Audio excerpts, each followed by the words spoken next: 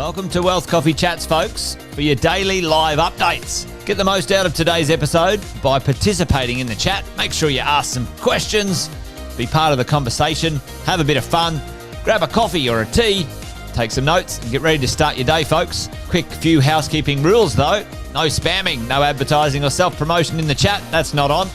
Be kind and respectful to everyone when participating. And most of all, have a good time.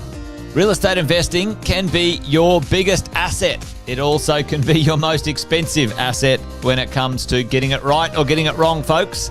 It can be time-consuming, stressful, and that's why here at Positive, we have what's called a 6-star team, a full-service team that provides integrated wealth and property investing solutions and services simply designed to help you progress towards your goal of passive income through your property portfolio, folks. Make sure you check out our other podcasts on the Positive Mentor Network. Not only is there Wealth Coffee Chats, there's the Urban Property Investor.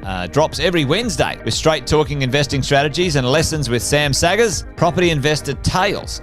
This is where our clients, you guys, share real life stories from property investing, hosted by some of our advisors and strategists.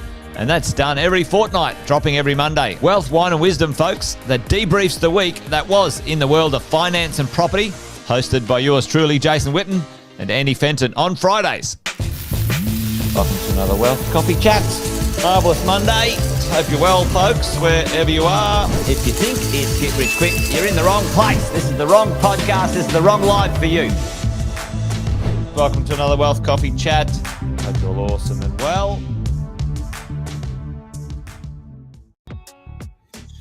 Morning, folks. Morning.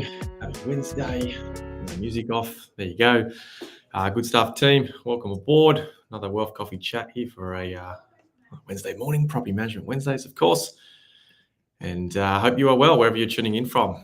Today's topic, right, it's a bit of a doozy, maybe. Hopefully it'll be all right with you guys, but to obtain landlord's insurance or not. So have a think about that topic for a moment, team, because we're going to go through a couple of questions, a couple of stories. We might even run through what is covered within a general landlord insurance policy.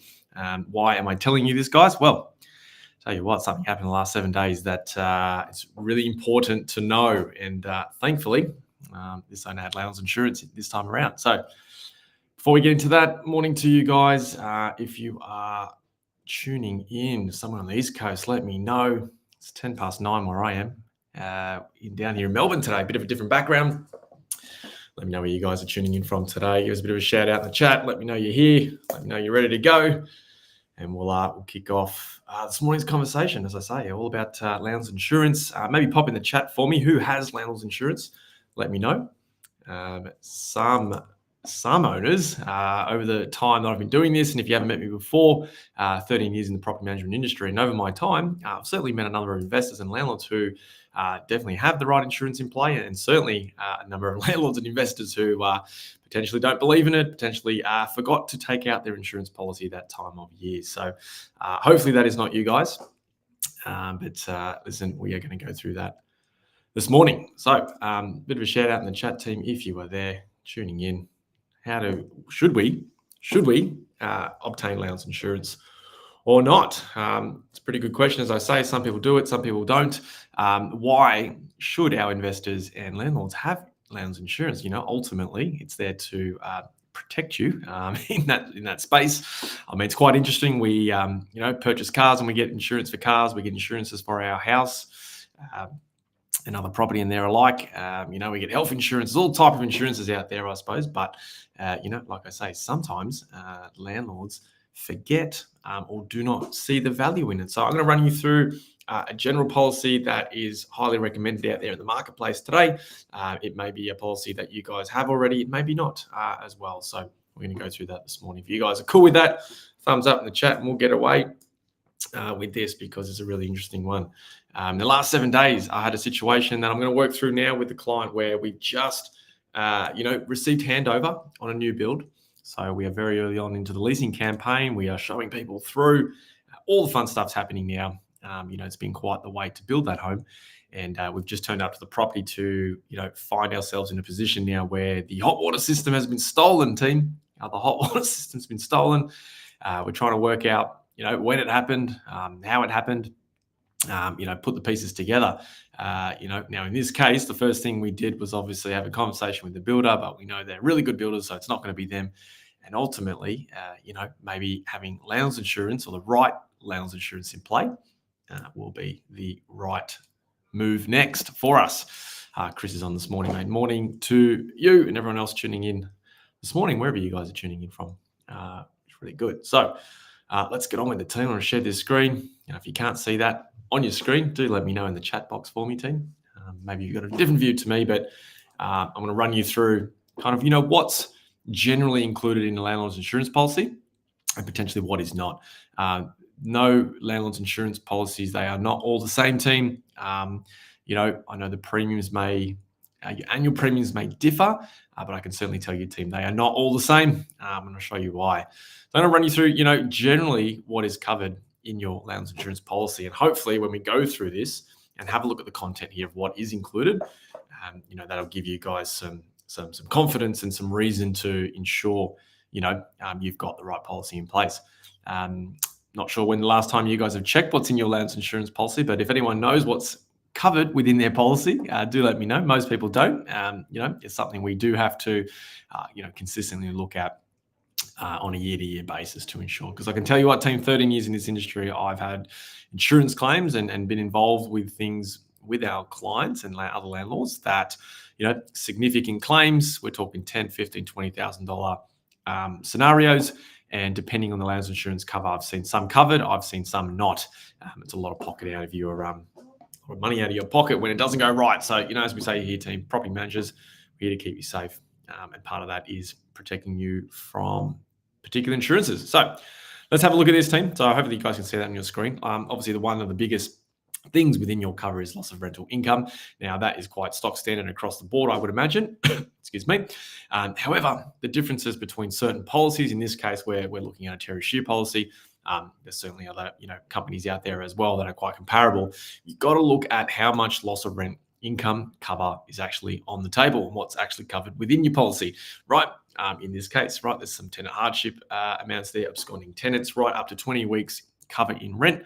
And, but essentially, we've seen some policies that only cover 8 weeks up to rent. So, 8 weeks, 20 weeks, team, that's a big difference when we're talking of rent cover in the event, you've got a tenant who has absconded, right? So is it more safe to have a policy covering 8 weeks, or is it more safe from your perspective, to cover up to 20 weeks?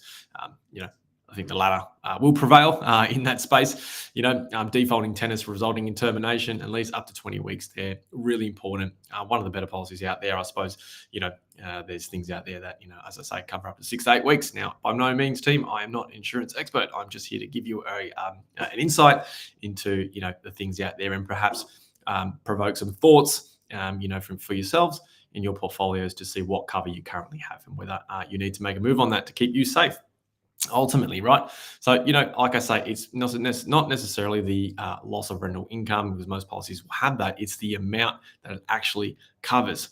So, team, we've got to look at the finer detail in this sort of stuff. If premises and properties are left untenantable, due to damage, then, up in this case, up to 52 weeks, really good cover in there for you guys, in the event you've got to take, 4, 6, 8, 10 weeks to get that property back up to minimum standards to rent that property back out, then you're going to have, a safety net there to fall back on. What's going to happen, team, if we don't have that? Maybe not so much, right?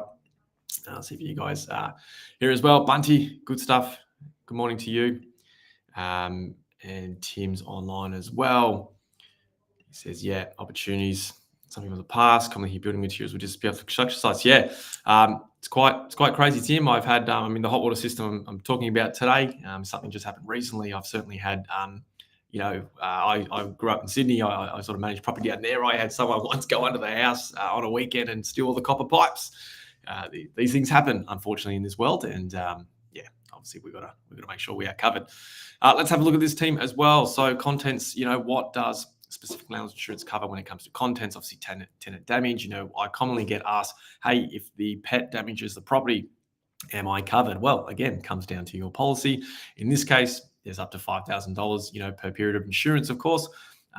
covered for any pet damage scenarios. Flood, stormwater, rainwater damage, etc. You can see there, bottom right, well, not bottom right, but at there, theft, fire, etc., excluding bushfires, including bushfires.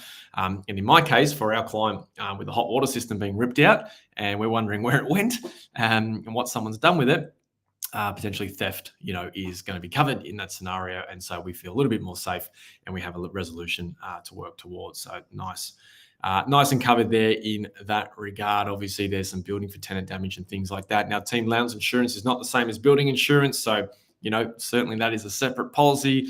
Please do not think your building insurance covers your landlord and tenancy, because in most cases it does not. So unless it's a combined policy, please check that is there from a tenancy side of things.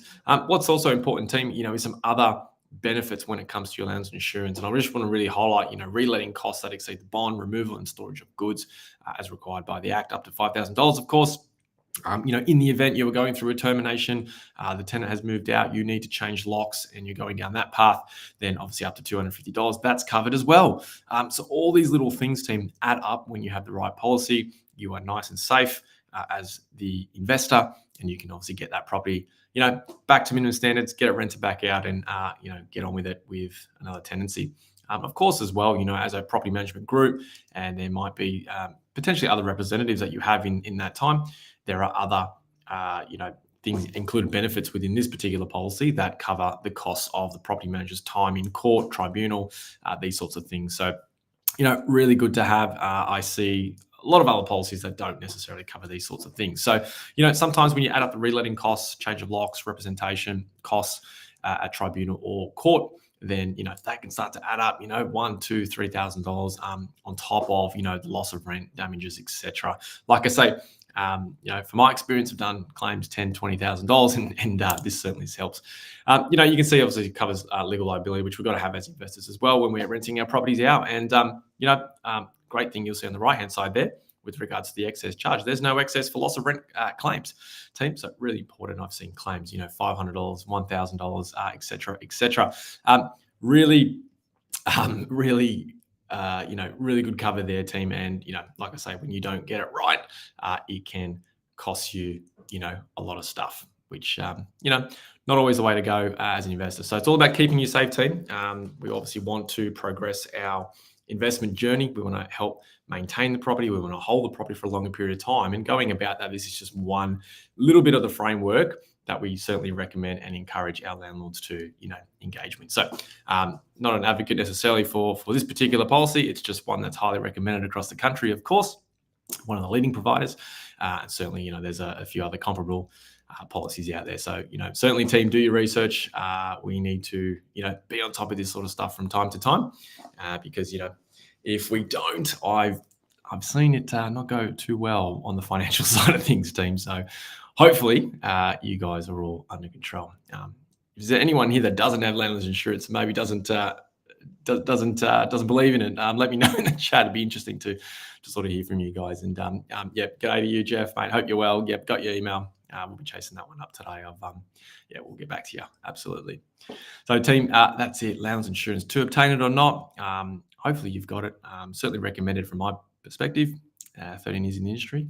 If you haven't got it, maybe consider it. Hopefully we've given you a couple pointers there on, what we can look at in that space as well, team. So, listen, team, I'm going to finish up a couple minutes early today on Wednesday morning.